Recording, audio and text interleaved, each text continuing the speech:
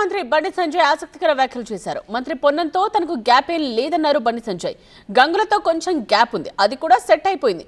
జెండాలన్నీ పక్కకు పెట్టి కరీంనగర్ అభివృద్ధి కోసం పనిచేస్తామన్నారు బండి సంజయ్.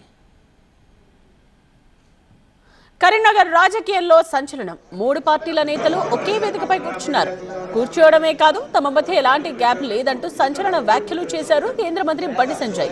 బీఆర్ఎస్ నేత స్థానిక ఎమ్మెల్యే గంగుల కమలాకర్ తో చిన్న గ్యాప్ ఉందని, అది కూడా త్వరలోనే సెట్ అవుతుందని చెప్పారు.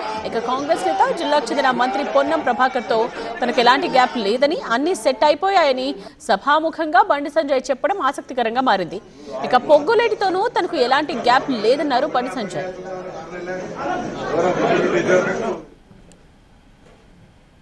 నాకు పూర్ణమనగత పోయినా ఏం లేవు, గ్యాప్స్ ఏం లేవు.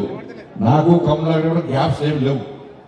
ఇక కొంచెం ప్రభాకరం కమలాకర్ అది కూడా పోతుంది సార్, ఉండదు. ఇక ఓఎస్ఎస్ ఫర్టిలిటీలో అమ్మ నాన్నలకి పర్సనలైజ్ ట్రీట్మెంట్ ఇచ్చారు.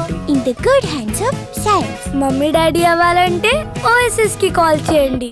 అవి కూడా పోతాయి. అవి దీంతో స్టేజ్ తో క్లోజ్.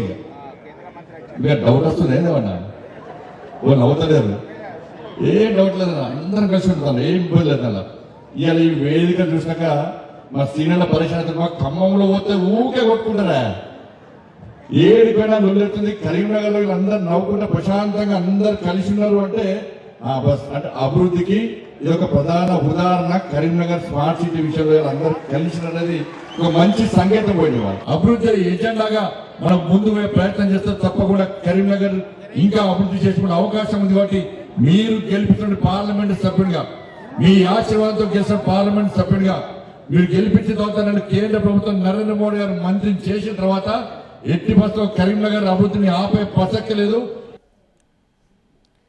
నిత్యం రాజకీయంగా దుమ్మెత్తి పోసుకునే నేతలు ఒకే వేదికపై కూర్చోవడం, తమకు ఎలాంటి గ్యాప్ లేదని బండి చెప్పడం జిల్లాలో హాట్ టాపిక్ గా మారింది.